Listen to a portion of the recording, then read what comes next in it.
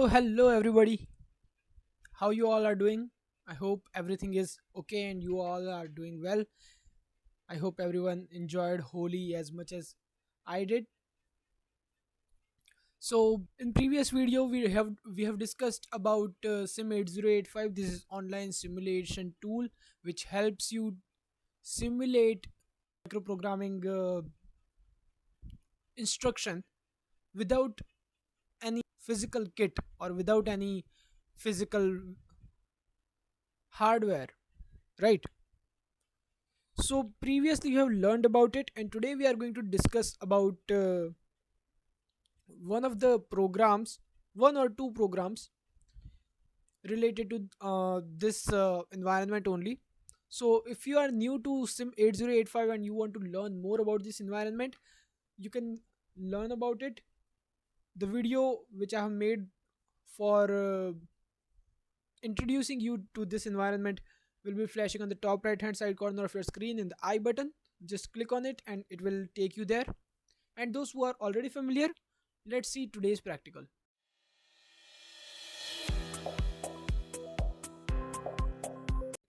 So today we are going to discuss this question. See, read the question. So it says write an 8085 assembly language program to add two. Okay, not this one exactly, this is the second one, this is the first one, right? So to add two 8-bit numbers stored in memory location 2050H and 2051H and store the result on the memory location 2052H. So how are we going to do it? So first let's do one thing. Let's take any number. You can take any number, just make a guess about it, or just think about it. Let's say I'm taking 05. This is my first number, and the second number which I'm taking, let's say that number is 03, right? Now I have been told to store the first number in which location, which memory location. See, 2050H. Oops, yeah, this is better. First number to be stored in 2050H. The next number will be stored in which memory location? It would be in 2051H, correct? Now how are we going to do that in sim 8085? And we have to add both of them, so you have to perform 5 plus 3, and you might get surprises. How? Let's see. So here I am back in sim 8085. So first memory location where I want to store the address is 2050. So to do that, first what do I have to do? I have to point the HL register pair to 2050H memory location. And how am I going to do it? So before that, see, we have every register cleared up here. See, there is nothing. Register B, C, D, E, H, L. Stack pointer is showing nothing. Program counter is showing nothing. Accumulator is showing nothing. Every flag is clear, right? So see, right now everything is clear. And as we execute our program, we may find values differentiate over here. So the first command is called lxi h comma 2050H. So basically what will this instruction do? It will force my HL register pair, this pair you are seeing here, HL register pair, to point at this memory location 2050H. Okay, it will make my HL register pair to point at 2050H. So let's see how. So let's come back here. See, in H what we will have? 2050. So H will be pointed towards 20 and L will be pointed towards 50. All right, now let's come back here. So this is how it works. Now LXI H has pointed H and L with 2050. Now what do you want to do? You want to enter the some value in 2050. What value do you want to enter it? See, we want to enter 5 into 2050H. So there is an instruction which is called MVIM, comma, what value you want to enter? 05H. So what will it do?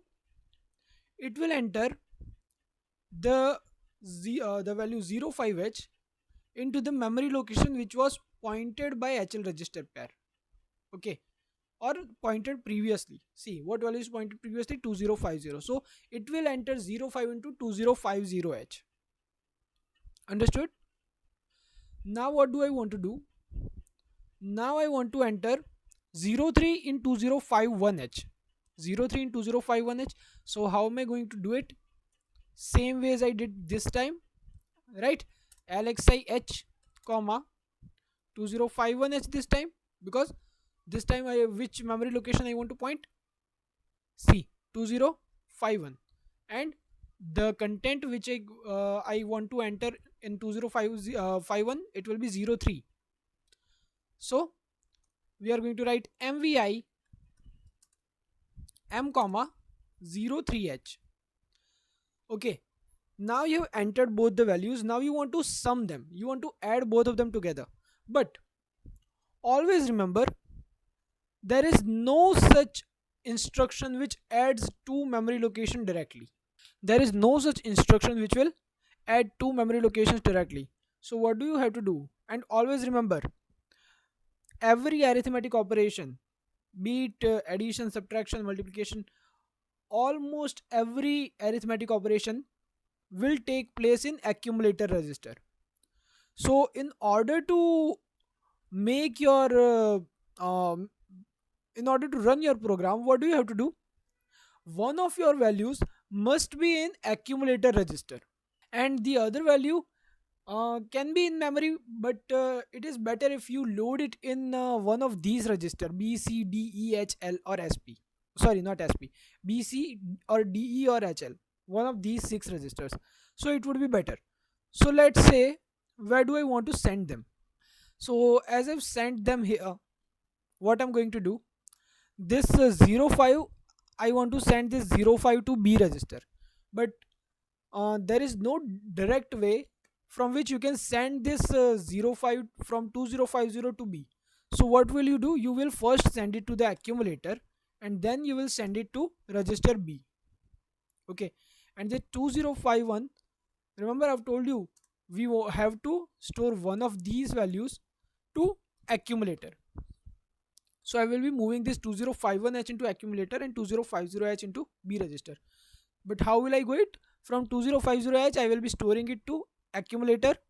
So there is a command to load any value of the memory location to accumulator, which is known as LDA. LDA 2050H. So what will this LDA 2050H do? It will load the content of the memory location 2050H into accumulator. So what is the content of 2050H? See, it is 05. So 05 will be loaded to accumulator. Now what do I want to do? I want to move this 05 from accumulator to register B. So how am I going to move it from accumulator to register B? So there is a instruction which is called move B comma A. When I write B comma A, that means it is getting transferred from accumulator to register B, not from B to A. It's going from accumulator to register B. So this instruction will ensure this, that 05 is stored in the B register. Now what is remaining? I want to store this 03 in the accumulator. So what do you think? What should be the instruction to load some value in accumulator? We have already did it, right? LDA. We used LDA to load the content of 2051 into accumulator. Sorry, content of 2050 into accumulator. So we are going to do the same, and we are going to use LDAH to load the LDA2051H to load the content of 2051 into accumulator, right?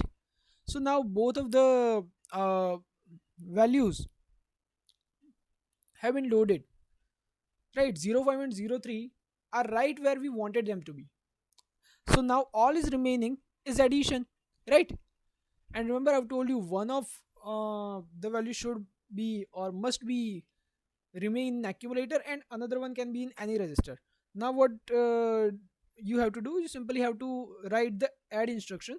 But remember, in add instruction you have to write the register except the accumulator in which the value is resting. So 5 is resting in register B. So what we are going to do, we are going to write add B. By simply writing add B, we are going to add both of the values. We are going to add the content of accumulator with content of register B, right? And after addition, again let's see the question, where do you want to store your result? So you have been told to store the result in memory location 2052. So how do we do it? So to store the content of accumulator to some other register, okay, you want to store the result of the accumulator, result of addition which came into accumulator. Result always gets stored in the accumulator. So you, in order to store this result from accumulator to 2052, there is an instruction called sta 2052h. So what will this do? It will move the content of accumulator to memory location 2052h, right? And at the end of the program, we always end the program with this instruction hlt or halt, which is indication for program to stop, right? So now your program is done.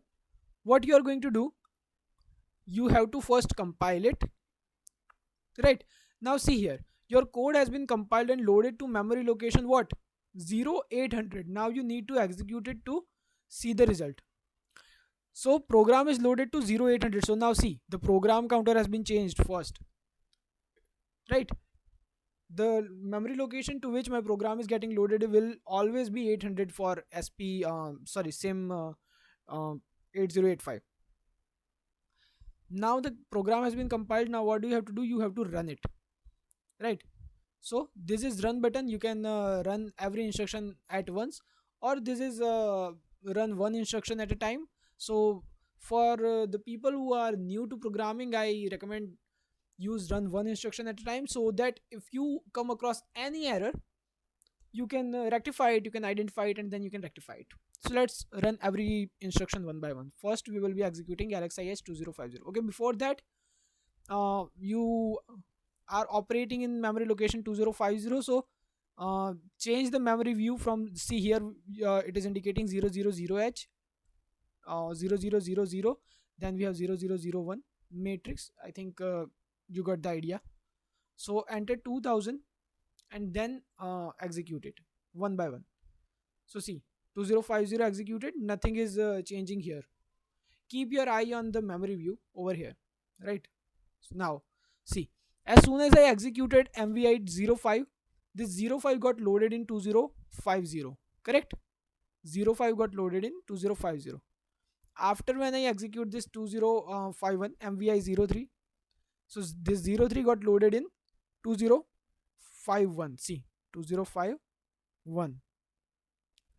Now when what is HL register pair is pointing towards 2051, right? So that gives you the hint of how the LXI instruction works. Then move forward. Now what is loaded to accumulator? C 05, right? Which means this content of 2050 LDA 2050, that means 05 is loaded into accumulator. The next instruction, the 05 will be sent to B, right? So let me execute it. Now see, the 05 has been sent to B. Now again, what do I want to load to accumulator? Content of 2051. What is the content of 2051? 03. So now executing this, see, accumulator has 03. So now accumulator has 03, register B has 05. Now as soon as I press this run button for add instruction, this 5 plus 3, the result will be stored in the accumulator. See, 5 plus 3 is equal to 8. So now 8 is stored into accumulator. Now I want to move this content of accumulator to 2052. So I will be running this 2050. So here we go. See, 5 plus 3, 8 is stored in the 2052. And by pressing halt, your program is done. Right. So here is your result. 5 plus 3 equal to 08. Right. So basic addition here. But I always request my students to remember one thing when working with sim8085, that always be careful whenever you're working with sim8085. Always be careful, because you are working in hexadecimal, you are not working in normal decimal. So when I enter 5 plus 3, you will get 8. But as soon as I change the value from 5 plus 3 to, let's say, let's not change it right now. Let me show you one more thing which I wanted to show. That compile it one more time and see, when you scroll down, you will be able to see this assembler output. Right, you will be able to see assembler output, and you will see these codes right in front of your instruction. These are the instruction which you wrote down, correct? And here you can see the small codes. You can see 215020. So what are these? So let's understand it. So this 21 is the opcode of LXIH 2050. So opcode is basically the unique identification mark of LXI instruction, right? You can think of it as your voting card or your passport, and if you're particularly from India, then as your Aadhaar card. So it's unique identification mark for particular instruction. So the unique identification mark of instruction LXIH is 21. Now this 50 is the LSB of this instruction. And what is the LSB of the instruction? LSB stands for least significant bit, and this 50 which you can see here is the LSB coming from this memory address 2050. See, 50, the later part is always LSB, and this 20, the former part is always the MSB.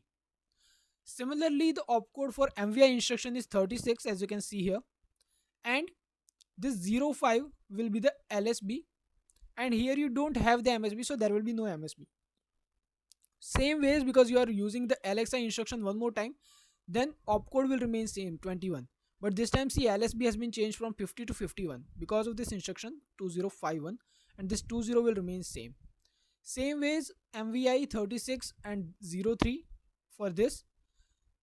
LDA has 3A as its opcode, 50 for LSB, 20 for MSB. Now this move instruction is interesting. See, it holds only 47 because it is a single byte instruction. Right, it only has opcode, it does not have LSB or MSB. This is a single byte instruction. Same ways, again we have LDA. Add is again a single byte instruction. For STA, again you can understand this is opcode. 52 is LSB, 20 is MSB, and 76 is for halt.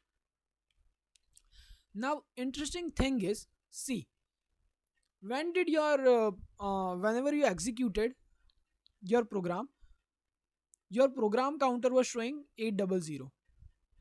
So this 800 is pointing towards one memory address or one memory location will be occupied by single opcode. So this 800 will be occupied by this 21 opcode.